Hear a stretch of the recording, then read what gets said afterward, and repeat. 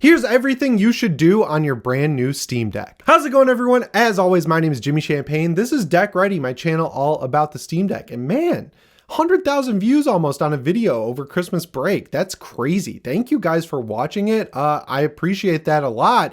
The pressure's on for 2025, guys. We got a lot of Valve stuff on the horizon, hopefully. And I had a 100,000 view video. Like, man, starting out the year strong.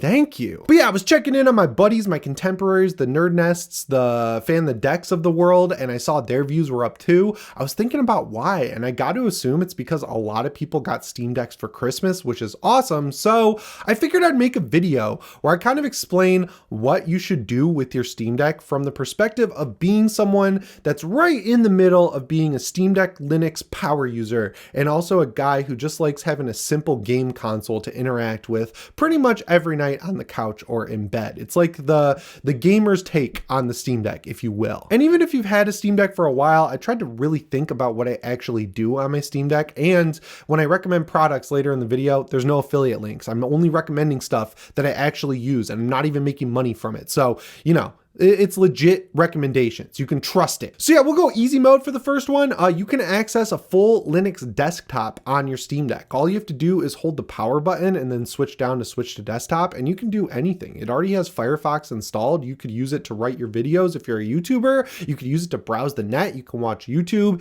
You can connect it to a dock and put it up on your TV. I mean, the possibilities are endless. There's even a store to download apps called the Discover Store, and there's some cool stuff in there. So if you are in a pinch ever and you need a desktop interface, like you need to answer an email, you want to listen to Spotify or Apple Music online, you want to get on Discord, all you have to do is head over to the desktop side of your Steam Deck and you're good to go. And while you're on the desktop side, I know there's a lot of people out there who love these Ambernick devices. They love these handhelds that emulate old games. I saw one that's essentially just a rehoused Game Boy Advance, which is cool, but I think the cream of the crop best emulation device out there, going all the way up to the 360 and PS3, is the Steam Deck, and it's super simple to set up emulators on the device. All you have to do is go to EMUDECK.com. There's a big purple download button. You just download it. It downloads to your download folder. You install it, and then bam, you've got every emulator set up on your Steam Deck with all the folders exactly where they should be. There's an emulation folder. There's a ROMs folder. The only thing you need to go out of your way to do to get everything set up and working is get the BIOS. But if you're someone who's been around like forever, like me, I'm old, I'm 31,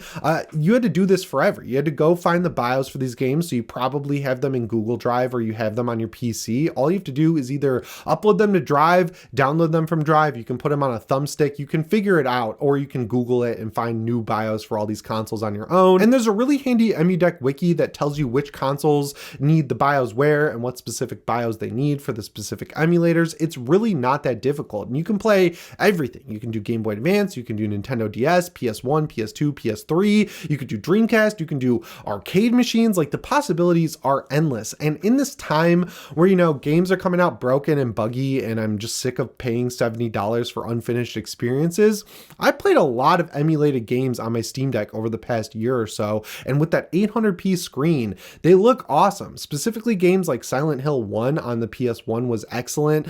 Silent Hill 2 Enhanced Edition, which I'll talk about a little bit later in the video. I played so many emulated games this year just because it's so dead simple on the Steam Deck. Even if you don't foresee yourself needing it, I would still just set up EMUDECK because it doesn't take up a ton of space. And if you're ever on a vacation or something and you want to play some, I don't know, Link to the Past or something, you can just get that going really easily if you already have EMUDECK good to go. So while you're on the desktop side, download EMUDECK and just set it up. It's a great thing to have in your back pocket, and it'll even add all the games to Steam with art, which is excellent. Like Symphony of the Night. I installed Symphony of the Night in the PS1 folder, and then I used Steam ROM Manager. I found it, and it found awesome PS1 style art for the Steam listing in my Steam app. It is that simple. It's the perfect thing for any skill level when it comes to a brand new Steam Deck or an old one if you've never set it up. The next thing you should do is check out some Abandonware, man. This is a PC, and there are so many PC games that you could just download for free because their respective publishers have completely abandoned them. You can get them from the Internet Archive, and of course, I'll talk about a couple more in a second, but if you didn't know, I'm a massive racing game fan. I grew up with Need for Speed, and because I'm 30, again, I loved the black box era of Need for for Speed. I had Need for Speed Underground, Underground 2, Most Wanted, and Pro Street growing up, and those were some of my all-time favorite games. And I'm telling you that because a lot of people don't know this, but there were full-on PC ports of all those games. So I see a lot of people emulate the PS2 or GameCube versions of those games, but the PC versions are excellent and they're free. There's a great Reddit thread out there. If you type in Need for Speed Abandonware Reddit, it'll come up as the first link. Some guy compiled all of them with Steam Deck in mind, no less, made sure he had the cracked versions of the EXEs ready to go and added download links for all of them. And then once you have them downloaded, you just add the EXE for the game to Steam. It has the mods that you need to play with the right controller and everything. And then all you have to do is find some art and add a simple launch command. I'm not going to get too deep into it because I don't want this video taken down, but the point being, it's very simple to set these games up. I've been playing through my childhood. Like Need for Speed Underground 2 just got a complete remake mod called underground2.net that released, and it's dead simple to install on your regular PC or your Steam Deck. It basically remasters the entire game and adds more customization to all the cars. It is excellent. I put so much time into that last week when I had a couple days off for Christmas. Then I got Most Wanted. There's a nice cleaned up version. The Most Wanted remastered mod isn't the best. It runs like dog on PCs and the Steam Deck, but there's one that just upscales the textures and cleans up the lighting and everything. That's what I've been playing, and it runs at a lock 60. Pro Street is great. It's kind of like Need for Speed's take on Gran Turismo. It's still arcadey, but you know, it's a little bit more sim racing like. You're not racing around an open world city evading cops. But yeah, all those games are out there. They're easy to find. Also, Silent Hill 2 Enhanced Edition. If you want to play the original Silent Hill 2, this is the best way to do it. It provides download links for the original game on PC, and then all you do is just download the folder with the Silent Hill 2 Enhanced Edition EXE, run that as a non-Steam game, sets itself up. It works with great controller support and everything like that out of the box. The point is, if a game that you had from your childhood is out there, it probably had a native PC port, and the publisher of said game probably gave up on that PC port. So it should be easy to find, and it should be free and easy to set up. So yeah, if you had old games you grew up with and they're not available on Steam or GOG, see if you can find them for free, man. I love playing all these Need for Speed games, and it's been so cool having this Steam Deck to just take my favorite games wherever I want. The next thing you should do is find your perfect frame rate. So I gotta be honest, I completely bought into the Steam Deck's hype before it came out. I thought because it had an 800p screen and it had a great APU, it would be able to run, you know, stuff like God of War at 60 FPS, or I don't know, Ghost of Tsushima at 60 FPS. My dreams of that were quashed. It does run those games pretty well, but it's subjective, right? It's subjective what you really want. If you want to get the maximum frame rate out of your games, just drop them all the way to the lowest settings, crank up FSR, and even if it's a hard to run demanding game like the couple I just mentioned, at the very least, you can set the frame rate to 40 FPS and it's going to feel really good. It feels a lot smoother than 30, not quite as smooth as 60, but it's still smooth. I don't get why 10 FPS makes that much of a difference, but it completely does. My personal sweet spot is 30 FPS. Basically, any game that comes out now, I tested out first on medium settings at a 30 FPS lock, and I gotta be real, I'm excited more often than I'm disappointed to find that these games just work most of the time at those settings. The two that I've been playing the most lately are Kingdom Come Deliverance. That game, you set it to medium, lock it at 30, you get the console level experience essentially. Honestly, I think the PS4 version of the game might be running at lower settings than PC medium, and it looks great on the Steam Deck. This game, you can sink hours and hours into it that way, which is great. Need for Speed Heat is another example. That game, if you set it to medium, lock it at 30, you'll get a little bit of CPU stutter when you're driving around their version of Miami, but like, it's so infrequent that it doesn't matter, and it stays locked at 30 FPS. Mafia Definitive Edition, if you set that to medium settings and 30 FPS, it'll run great. So for me, the sweet spot is 30 FPS, medium settings with newer games. With older stuff like Need for Speed Most Wanted from 2005, the good one, I run that at 60, right? Like it's 30 or 60. I want the most consistent frame rate with the best possible middle ground graphics, but it's subjective. There's no perfect way. A lot of people want to maximize the absolute shit out of their game's frame rate and get the most frames possible. So they're using the lowest settings in Spider-Man Remastered with FSR 3 so they can get the frame generation and everything like that.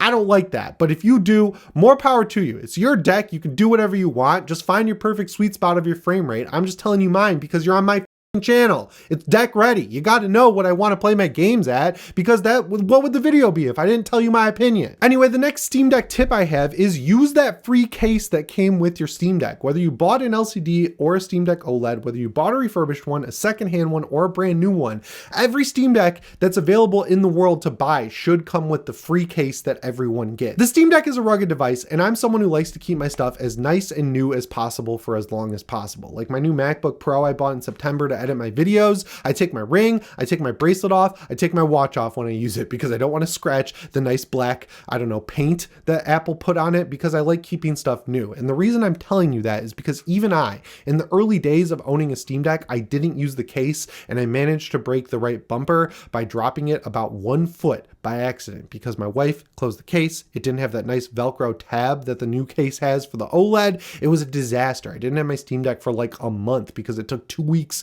to get to Valve. They fixed it. It took 2 weeks to get back. Avoid that situation entirely by using the free case. If you have a Steam Deck OLED, you got the best case because it has a little Velcroable slimline case inside the thick case that it ships with. And a lot of people don't know this, but you can rip that out. And that one's provided just enough protection for me when I travel with my deck, and it leaves a lot of extra room in my backpack. You don't want to deal with a broken Steam Deck. They gave you a case for free. They didn't have to do that. You should definitely be using that free case. It's the most important thing I could tell you in this video is use that free case, man, please. All right, for the last section, this is going to be a no bull list of all the accessories I actually use on my Steam Deck. No affiliate links either, so you know it's legit. For $5 on Amazon and same-day shipping, you can get L-shaped USB-C adapters. These things are essential, man, because the charging slot for the Steam Deck, it's offset, it's not centered, and it's on the top. So when I'm in bed and I have the charger off the right side of my bed and it's plugged in, it gets in the way of the triggers and the bumpers. So I got these L-shaped USB-C adapters.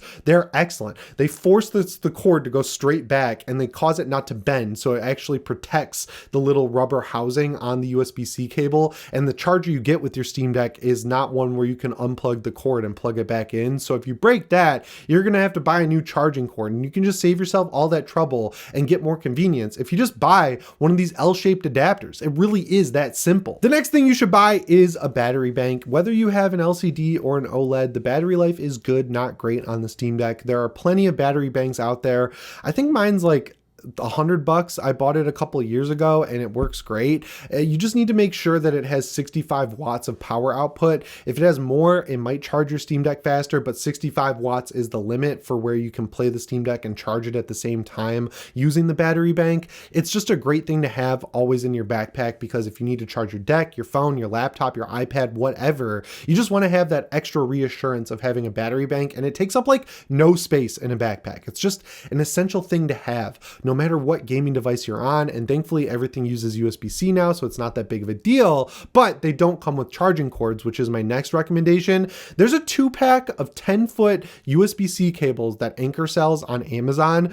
I bought those when the Steam Deck came out. I still use them every day. I bought 2 so I could use one with my laptop, one with my battery bank. 10 feet is the perfect amount of cord where it's not too long to get in the way, but like you're always going to be 10 feet or less from a charger. They're braided cables. They're very durable. Again, it's a 2-pack for $10. It's super cheap, and it had same-day delivery when I checked before I made this video. If you buy a battery bank, which you should, you're going to need a cord for it. Get the 10-foot cord. Just save yourself the trouble, the headache later. Don't skimp out and save 20 cents on getting a 6-foot cord. You're going to want the 10-foot cable. And the last thing you're going to want to buy is a tempered glass screen protector if you have an LCD model. The coating on the OLED one doesn't seem to scratch at all because I don't have a protector and my screen is not scratched, but the LCD one did get some scratches when it was my daily driver. JSOX, this is another $10 product. They sell a 2-pack of tempered glass screen protectors, and the reason I'm recommending them is that the protectors come with a plastic frame that goes around your screen, and then you just drop on the glass screen protector. But if you somehow manage to screw it up, they give you 2. So if you screw up with the perfect little frame they give you to make sure it goes on right, you could just do it again and your life will be fine because you'll have a screen protector. And then if you ever go to sell sell it later, you could sell it under the assumption that the screen is perfect, because it will be, because you just got a Steam Deck and you just put screen protectors on, so how would it scratch? But yeah, that's the list of bare bones accessories that I think everyone needs to have, and that's the list of things that I wish I knew